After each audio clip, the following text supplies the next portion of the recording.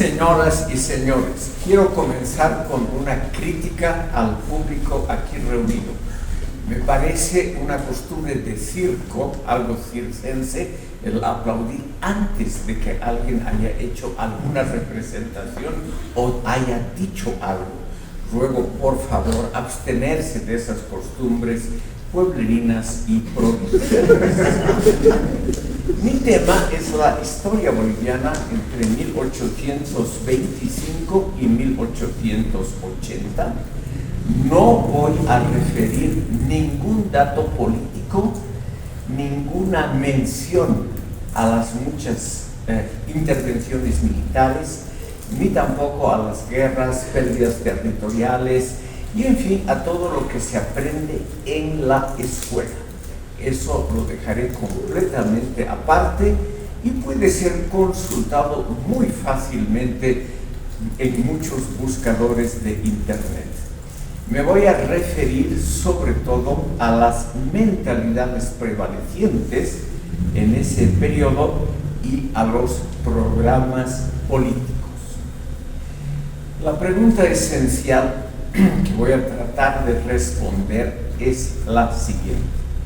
¿Con cuál mentalidad nació la República de Bolivia en 1825? En primer lugar, hay que consignar que no existen datos fiables, es decir, ciertos, sobre la mentalidad de hace 200 años.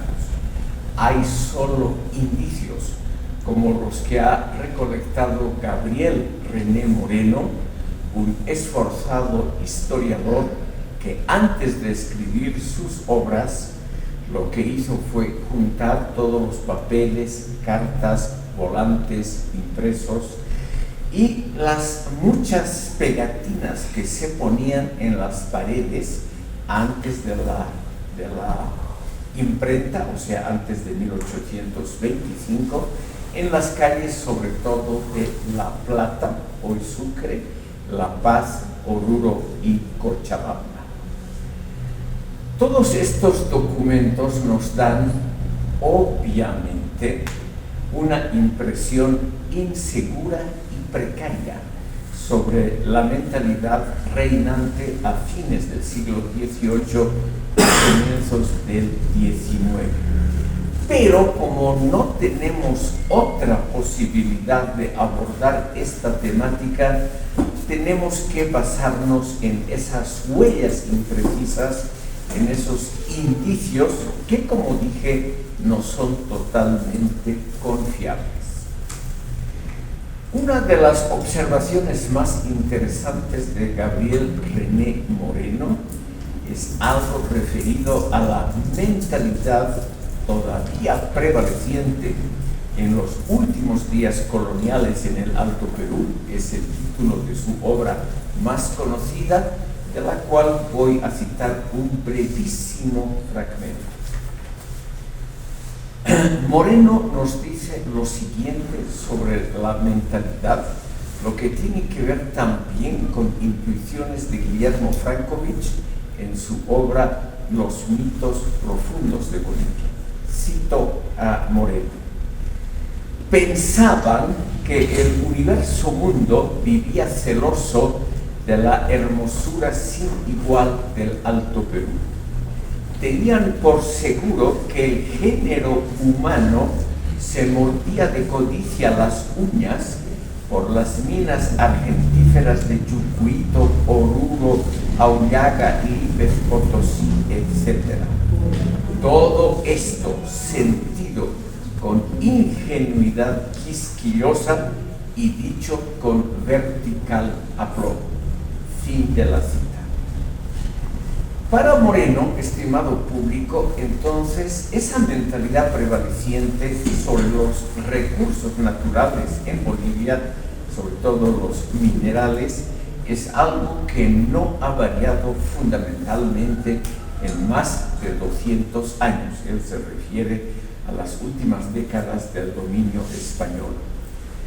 Y más adelante él nos cuenta cómo la colectividad altoperuana de entonces, como hoy, atribuía los problemas del país, los males del Alto Perú, a influencias externas, al imperialismo español, como hoy lo hacemos con respecto al imperialismo norteamericano y en el interín fue al imperialismo británico. O sea, la tendencia muy comprensible por otro lado, todos los seres humanos hacemos más o menos lo mismo, de atribuir al otro, al extranjero, al distante, al imperialista, la responsabilidad, la culpa por los destinos adversos de la nación y por los problemas que podría tener.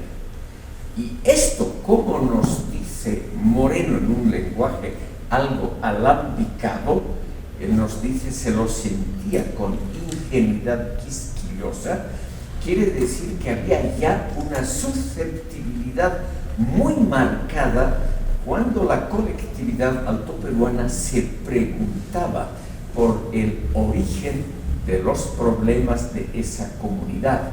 Y esto, continúa Moreno, lo decía con vertical aplomo, es decir, con total seguridad, como si fuese algo verificado empíricamente, como si fuesen datos que hubieran sido comprobados por una larga investigación científica. En este sentido, estimado público, no hay duda que la mentalidad general del país, no me refiero obviamente a los asistentes, ha cambiado poco desde los inicios de la República.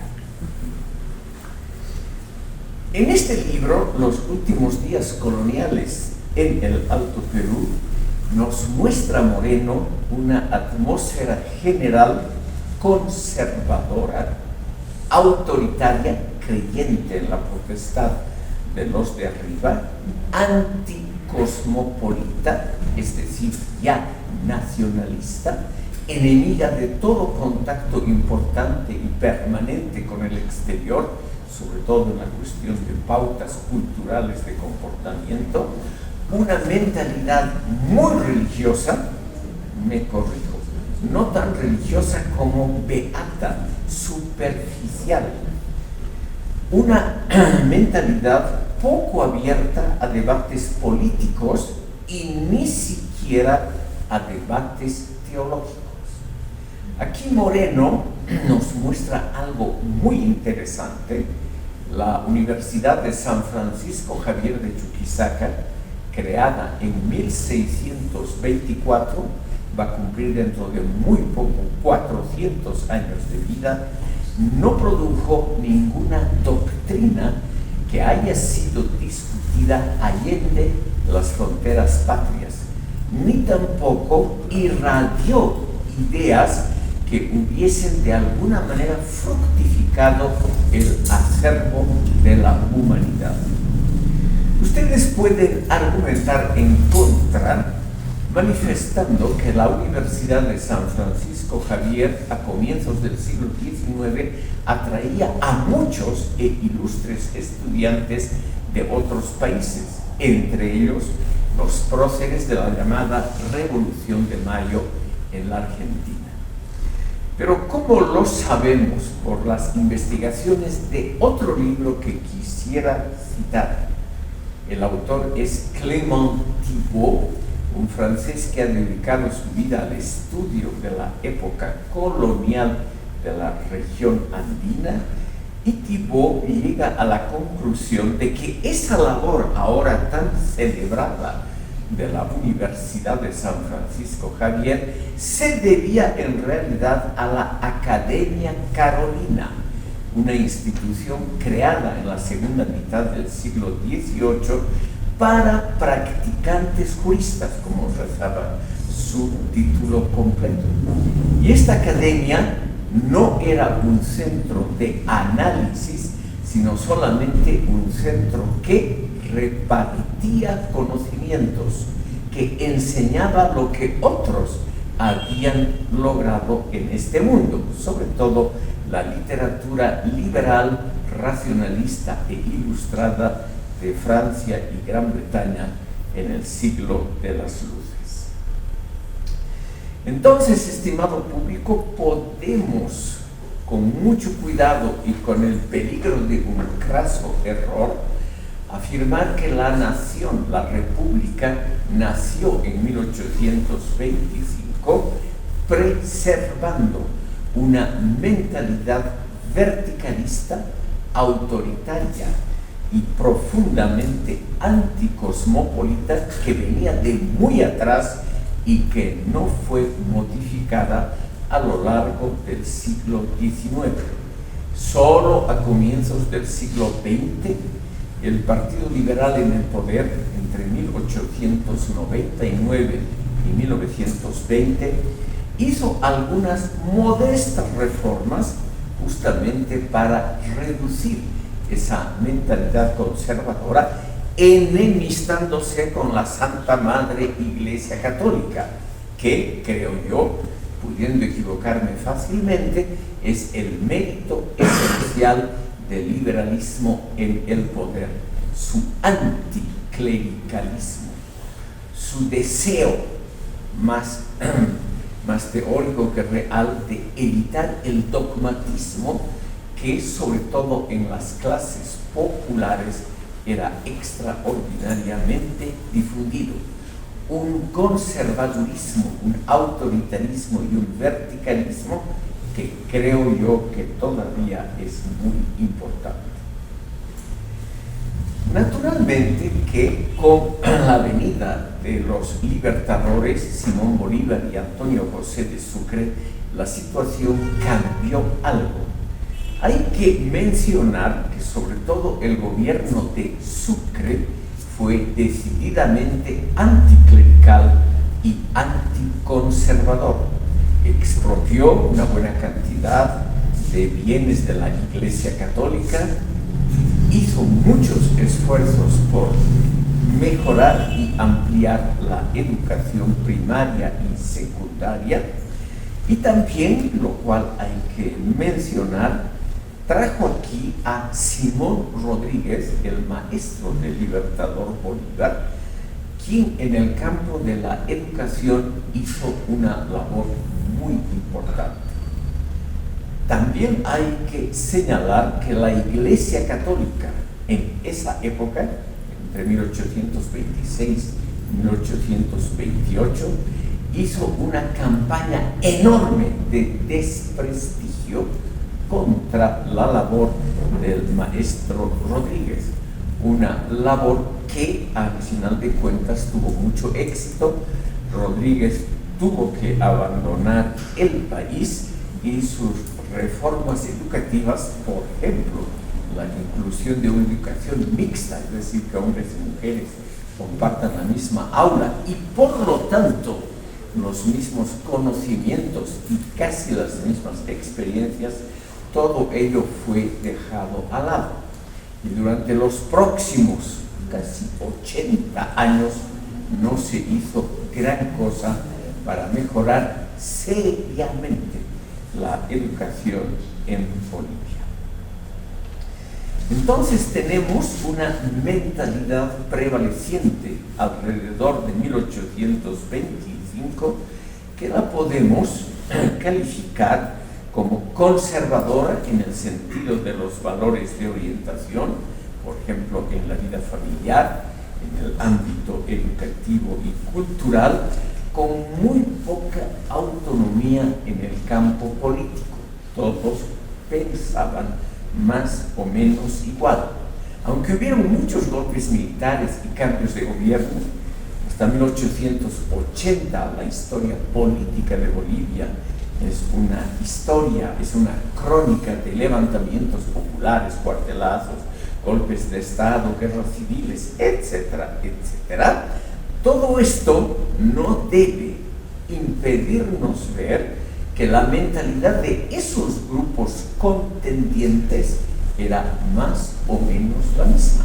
Querían naturalmente conquistar el poder y gozar del usufructo de las mieles que el poder político siempre hasta hoy reparte generosamente entre sus autoridades. Pero no cambiaron fundamentalmente los valores de orientación, sobre todo en esos dos campos, la vida familiar y el ámbito de la educación. En el campo político, todos los gobiernos, hasta el periodo que me ha tocado, 1880, eran partidarios de un unitarismo bastante fuerte, es decir, de un gobierno central con amplios poderes y de gobiernos locales y regionales que solo obedecieran a los lineamientos, órdenes, directivas y trampas del gobierno central.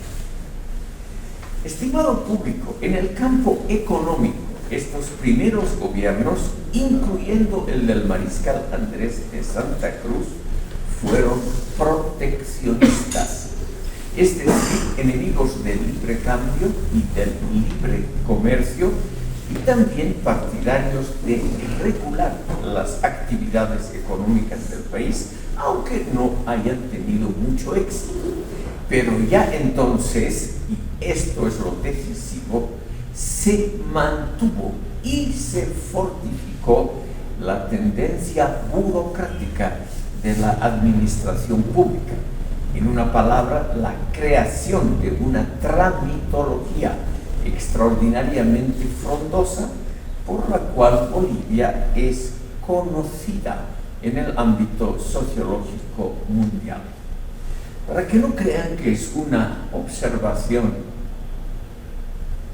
sacada de los cabellos, aquí entre paréntesis me permito mencionar que en 2018 se publicó un estudio de las Naciones Unidas sobre el tiempo que los ciudadanos normales y corrientes de un país perdían en trámites con la burocracia central del Estado respectivo. Es un estudio que abarcó 193 países. Entre ellos hay que resaltar que los ciudadanos de Europa Occidental, en promedio y anualmente pierden unas 250 horas en trámites y cosas similares con su burocracia central. El promedio en América Latina es de 631 horas, que son las que, subrayo el verbo, los ciudadanos pierden en trámites con el gobierno central. Y en Bolivia, que tiene el récord mundial junto con Etiopía, los ciudadanos aquí pierden 640 horas anuales y per cápita en trámites.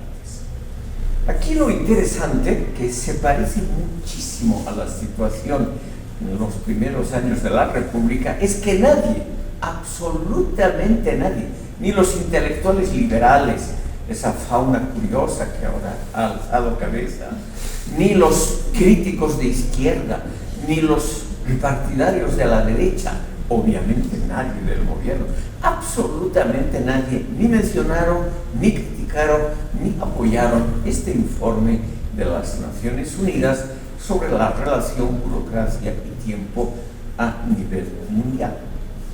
Igualmente pasó al comienzo de la República.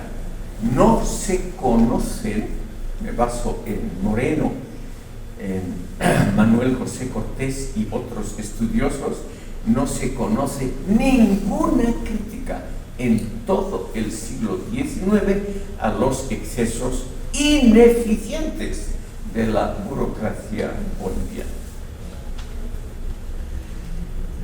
Muy lentamente aparecieron ideas cosmopolitas abiertas a mayores contactos con el mundo, tendencias racionalistas que habían sido discutidas en los libros de los ilustrados en la Universidad de San Francisco Javier y después de 1831 en las universidades de La Paz y Cochabamba, fundadas por el mariscal Andrés de Santa Cruz.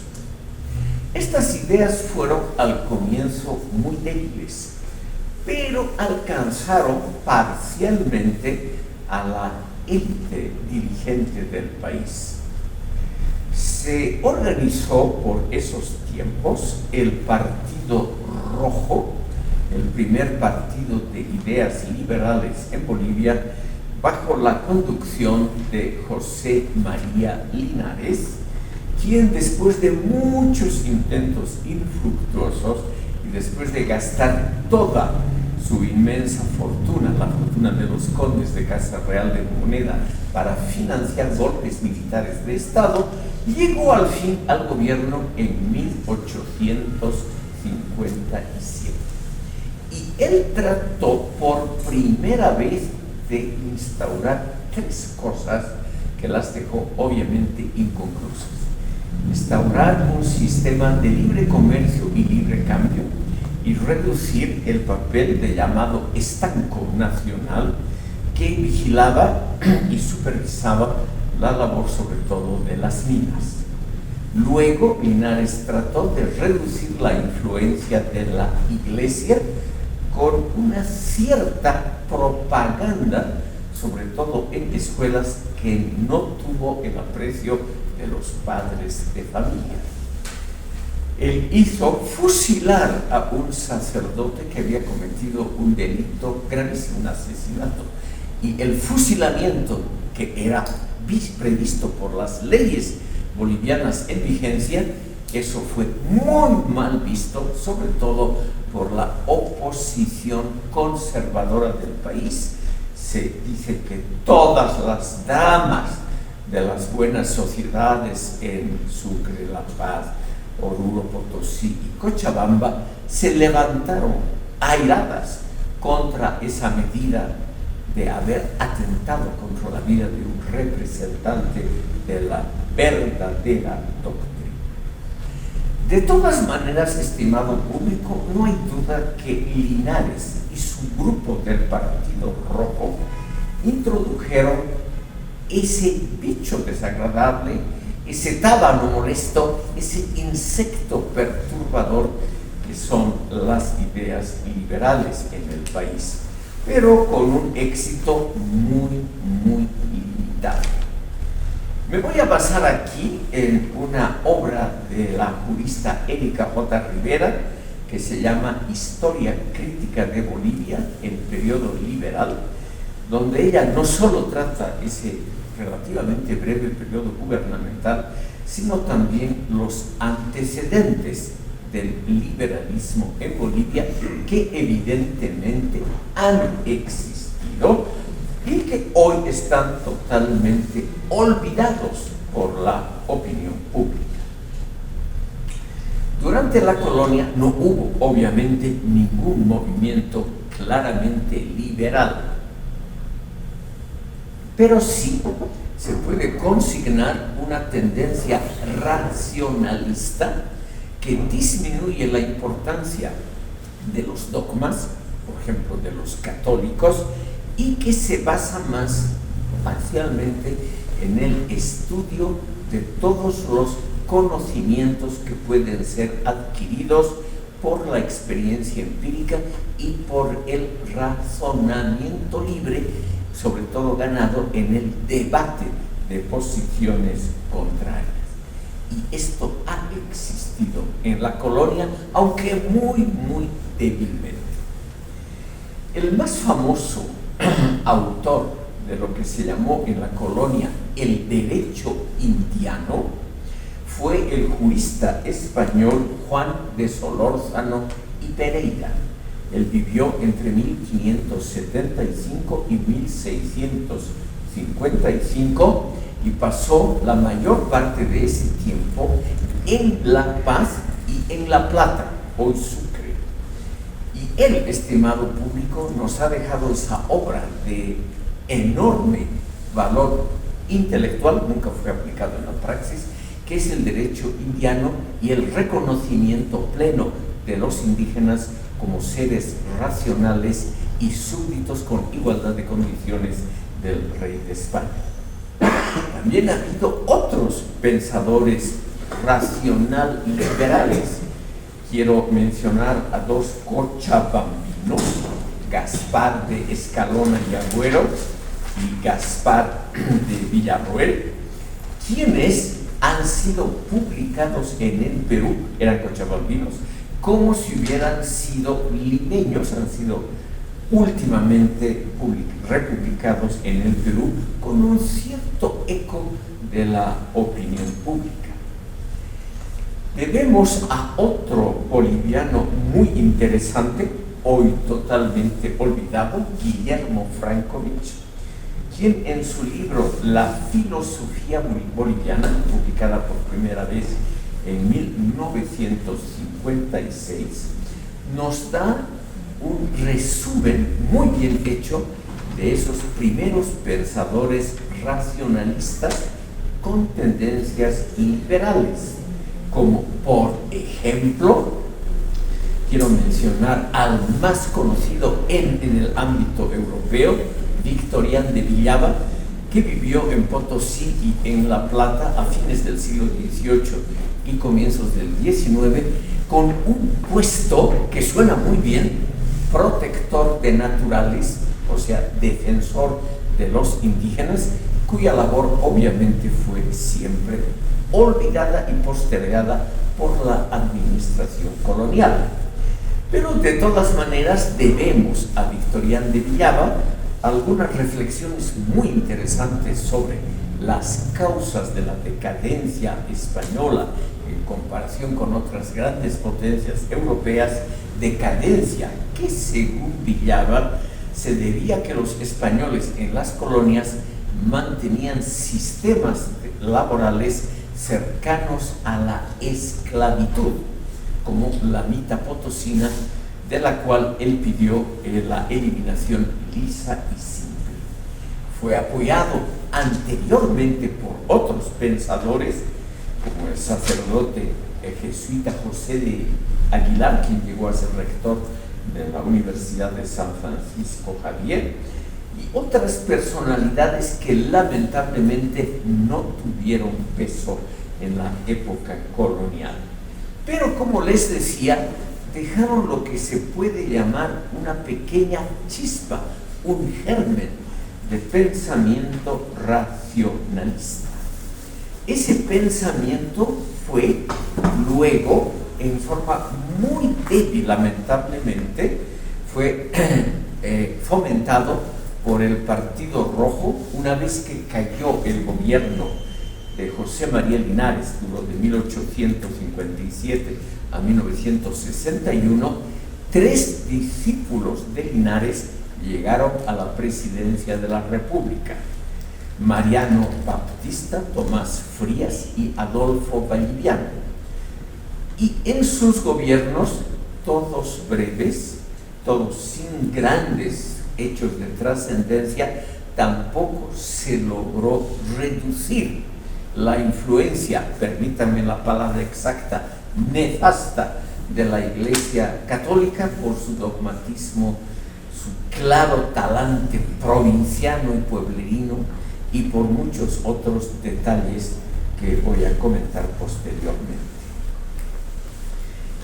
Walter Sánchez Canedo y Gabriel M. Soto Villegas, dos estudiosos cochabambinos que han publicado un interesante libro que obviamente ha pasado desapercibido, Las ideas liberales sobre la nación boliviana, publicado en Cochabamba en 2020, nos dice lo siguiente: la razón por la poca difusión de ideas liberales y del pensamiento racionalista en la Bolivia del siglo XIX se debió, entre otras razones, a que la ideología liberal parecía siempre algo libertina a los ojos conservadores de la mayoría de la población pensante. Es decir, ser liberal fue durante muchísimo tiempo asociado al libertinaje. lo cual pasó en muchos países también, lo mismo hoy podemos verlo en África y Asia.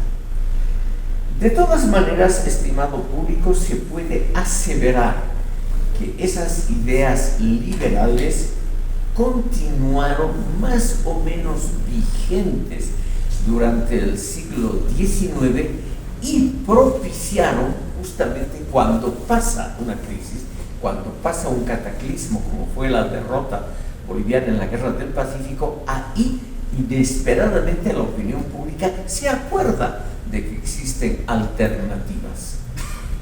Aunque está ya fuera del periodo que me han asignado, quiero mencionar que en 1883 un general paceño, el héroe de la Guerra del Pacífico, Eliodoro Camacho, fundó el Partido Liberal y él mismo escribió su manifiesto, un manifiesto de alto valor intelectual que continúa en algún sentido vigente hasta hoy por la originalidad de las ideas y la excelente redacción.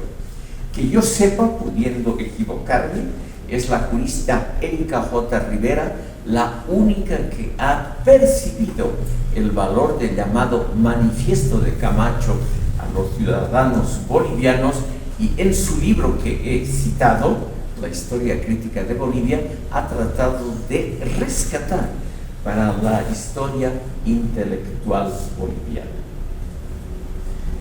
Es interesante mencionar, estimado público, una de las causas importantes por la baja popularidad del liberalismo en el siglo XIX.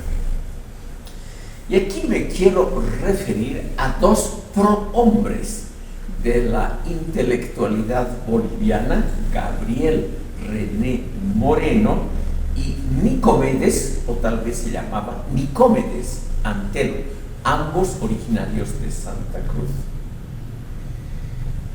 Hay que mencionar lo más interesante: en 1860, o sea, todavía bajo el gobierno de Linares, Nicomedes Antelo publicó un folleto muy leído llamado Un nuevo tigrón y con frac, que es un violento ataque al liberalismo y a José María de Linares. Obviamente él es el nuevo tigrón con frac, o sea, disfrazado elegantemente, aunque era un salvaje, según Antelo. Un tigre, en la terminología hoy totalmente olvidada de Santa Cruz en el siglo XIX, un tigre era un jaguar o un puma que asolaba todavía en 1860 los alrededores de la ciudad de Santa Cruz, se comía gallinas y lo que pescaba en las haciendas de aquella época. Y naturalmente es algo muy mal visto. Un tigrón, un tigre grande, es un destructor, un animal dañino. En esa época no había ningún sentimiento ecologista y protector de la naturaleza como hoy. Por lo tanto, ya el título del panfleto nos dice que ese tigre con frac, o sea, disfrazado, es realmente algo peligroso para la nación boliviana. ¿Por qué? Porque el gobierno linarista, según Antelo, trata de importar un bien foráneo, un bien extranjero a Bolivia, el individualismo y el liberalismo, algo que no se podía aceptar, según Antelo, en una sociedad respetuosa de sus tradiciones, respetuosa de la religión y respetuosa de los gobiernos legalmente constituidos. Aquí, curiosamente, ese hombre conservador en extremo y racista que fue Antelo, defiende a los gobiernos populistas de Manuel Isidoro Belzu y Jorge Córdoba.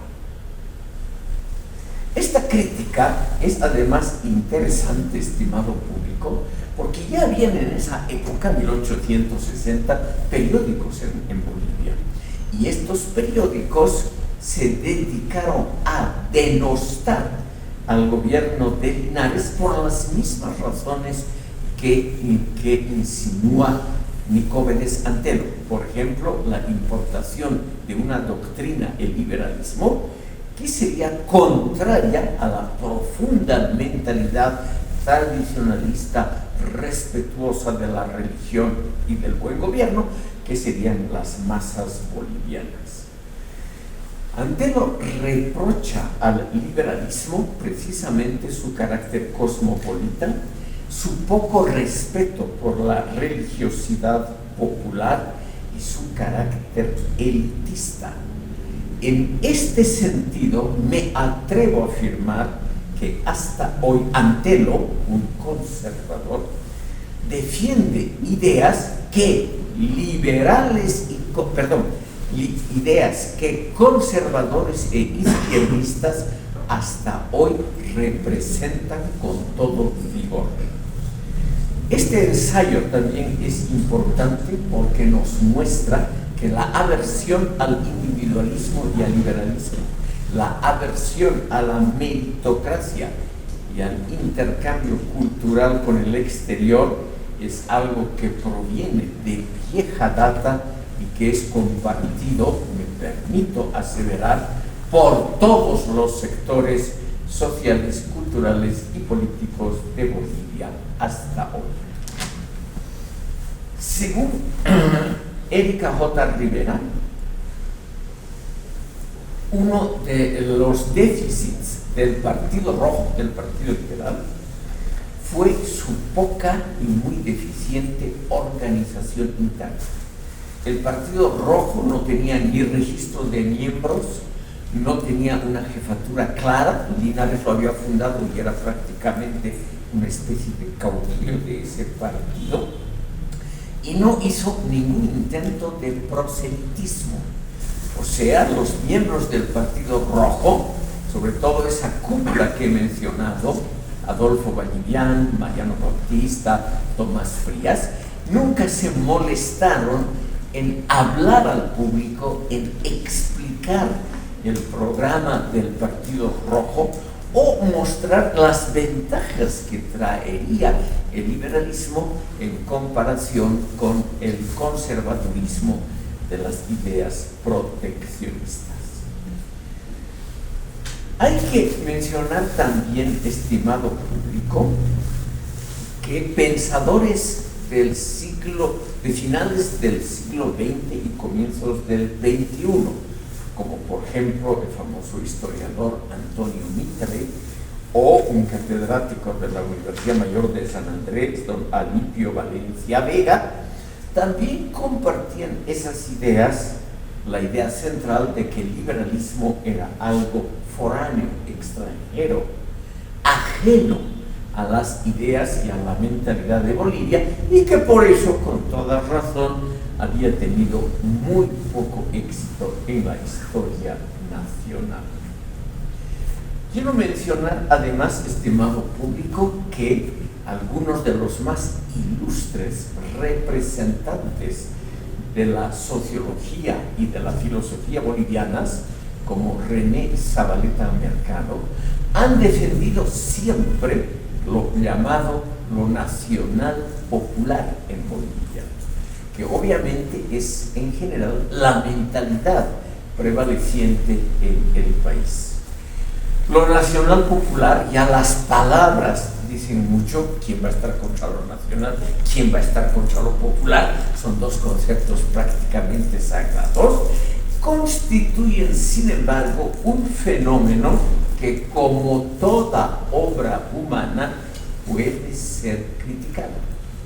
Este fenómeno de lo nacional popular, a lo cual René Zabaleta Mercado dedicó su último libro, Lo Nacional Popular en Bolivia, por él y por todos los intelectuales izquierdistas del país, no conozco una sola excepción, siempre le han atribuido cualidades positivas: ser la voz del pueblo, la conciencia crítica de la colectividad, ser en el fondo el receptáculo de las esperanzas del pueblo. Todo esto evidentemente sin un estudio empírico que demostrara esta afirmación en los hechos. En esa línea que ya he mencionado de Nicome de Santelo y Gabriel René Moreno, quien era también muy conservador y hasta racista, se encuentran muchos pensadores actuales.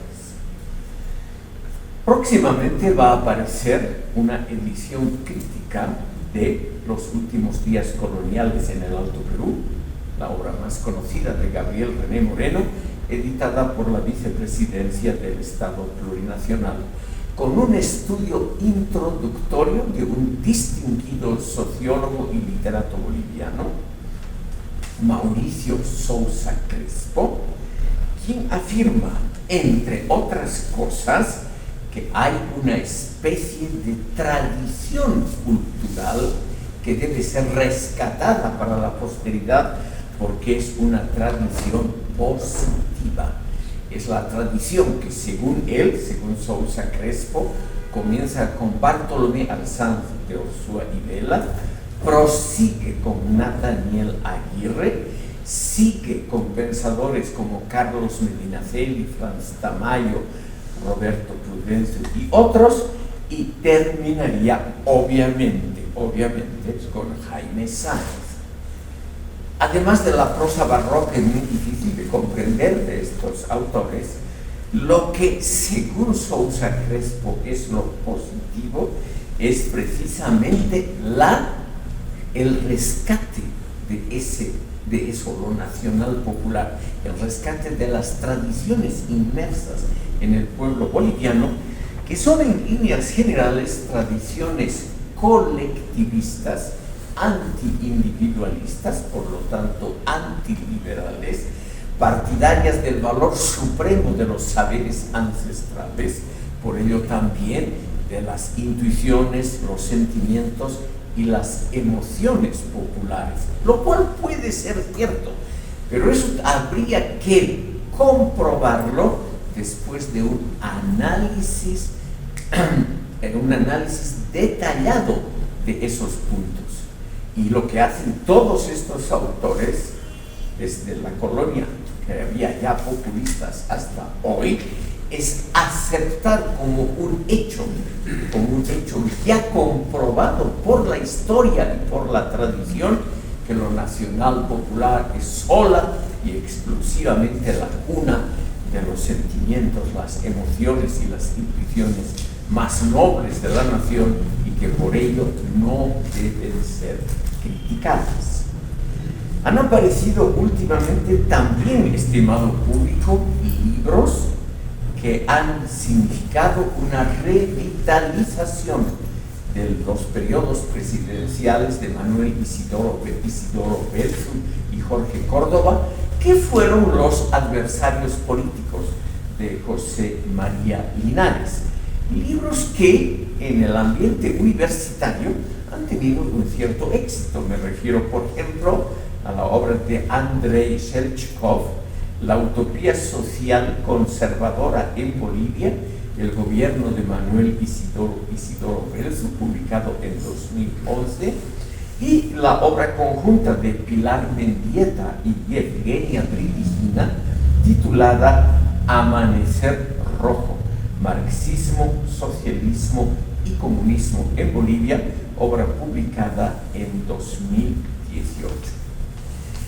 Estas obras, con todo derecho, tratan de rescatar las presidencias de Belzu y de Córdoba, y también parcialmente la de Hilarión Daza, porque sería la continuidad de esos caudillos denostados por un liberal como fue Alcides Cervedas, que los llamó los caudillos bárbaros, en contraposición a los caudillos letrados, cuyo adalid sería naturalmente José María Linares.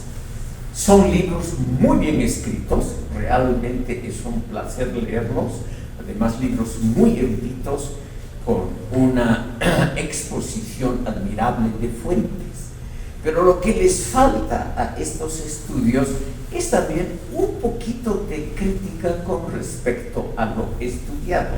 son libros que creen que lo nacional popular, encarnado por Belzu y Córdoba, es naturalmente lo rescatable, lo salvable, lo valioso, lo precioso de la tradición boliviana, algo que debe ser defendido a capa y espada contra las injerencias cosmopolitas, es decir, detestables, de ideas racionalistas y liberales que siempre habían sido ajenas en este país. Y allí también hay una curiosa defensa del catolicismo popular de Belzu. Belzu fue un hombre muy creyente, un gran defensor de la Iglesia Católica, en ese sentido también un adversario de Linares, y ese catolicismo popular está nuevamente en moda en América Latina. Quiero mencionar, estimado público, el enorme éxito en el mundo universitario y académico de las obras del pensador ecuatoriano-mexicano Bolívar Echeverría sobre el catolicismo barroco del siglo XVIII. Este autor, Bolívar Echeverría, es un marxista tradicional, un marxista que no tiene mucho respeto por los llamados marxistas críticos o marxistas occidentales, y que más bien trata de rescatar la tradición pura de un Marx impoluto, mezclándola con el catolicismo barroco del siglo XVIII, porque ese catolicismo habría sido, primer lugar, popular, segundo lugar, colectivista, tercer lugar, respetuoso de las formas tradicionales de la organización social mexicana. Entonces, estimado público, no hay duda de que estamos aquí ante una marea, como digo explícitamente, un magma antiliberal. La expresión proviene de otro gran investigador, del historiador argentino Pablo Stefanoni, quien ha publicado un muy interesante libro sobre Bolivia que se llama Los inconformistas del centenario.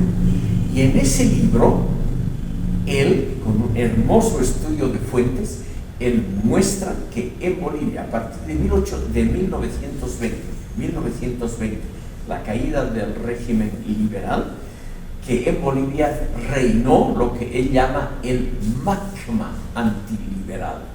Un magma es lo que expulsa un volcán, es una lava incandescente, muy caliente, que quema todo a su paso.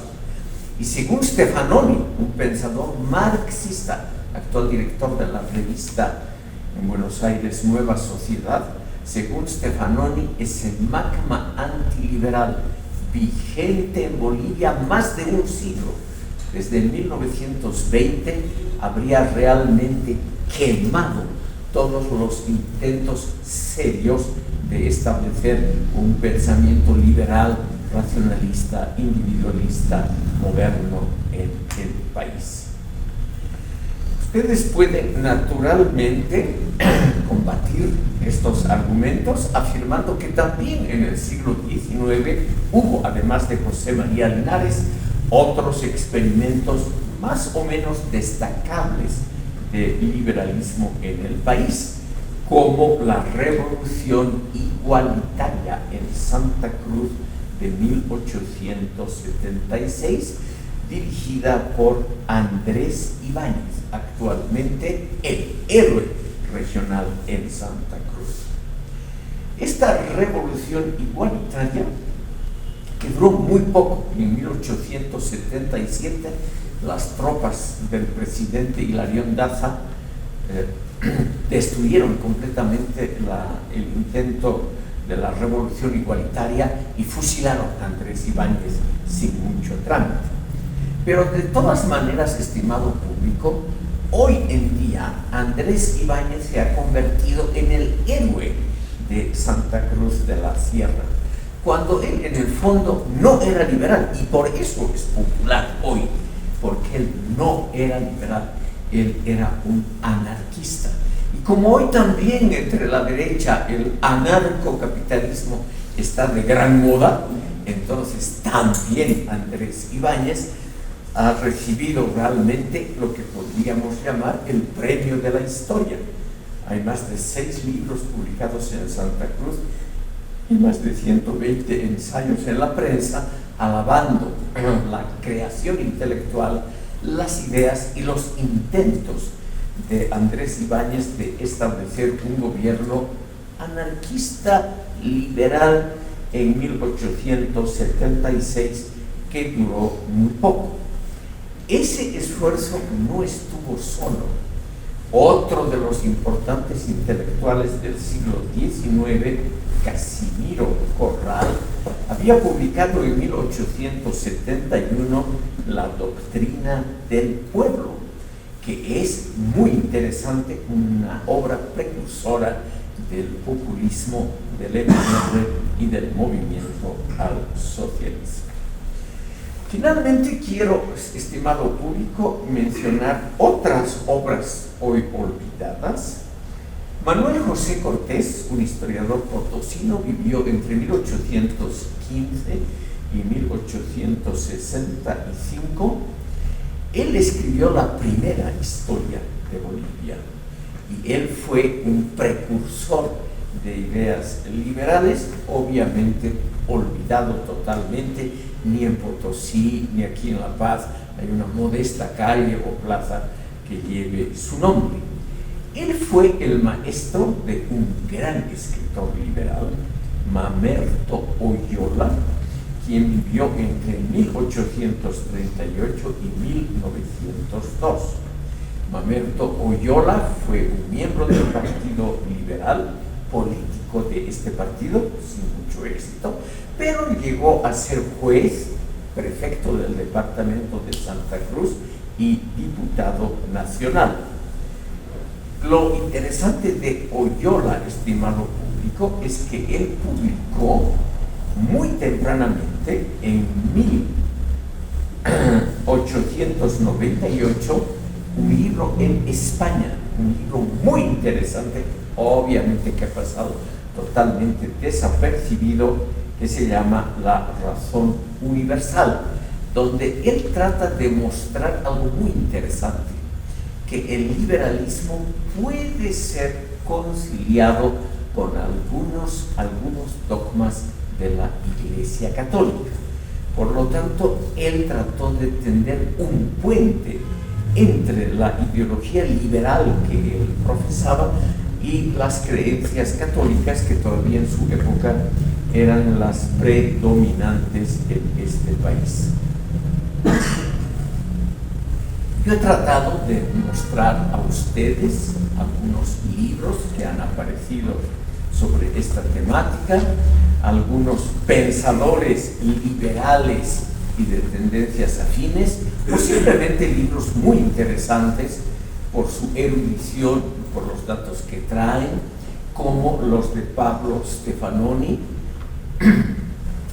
Su libro cumbre de su tesis doctoral, que se llama Los inconformistas del centenario, es realmente una obra muy interesante sobre la historia de ideas en el siglo XX y sobre sus raíces en el siglo XIX, siglo en el que brilló una persona que aparecía en los antiguos billetes de 20 bolivianos, José María D'Alense, quien fue el organizador del primer censo en Bolivia, quien fomentó la minería y las actividades fabriles y quien también, salvo esa aparición en un billete, ha sido hoy completamente olvidado, tanto por la crítica izquierdista como por la débil reacción liberal que hay ahora, que en líneas generales me parece simplemente una tendencia conservadora que se apropia de ideas liberales por el prestigio de estas y por el desprestigio que la extrema derecha, los fascistas, han tenido desde el siglo XX. He tratado, estimado público, no de darles datos sobre batallas, guerras civiles y estos asuntos, sino demostrarles el mundo de las ideas y de las publicaciones, un mundo que hasta hoy sigue todavía dominado por un nacionalismo en el fondo conservador y por ideas de izquierda que no han nacido en territorio nacional, pero que son aceptadas fervorosamente porque corresponden al espíritu conservador de este país. Gracias por habernos escuchado.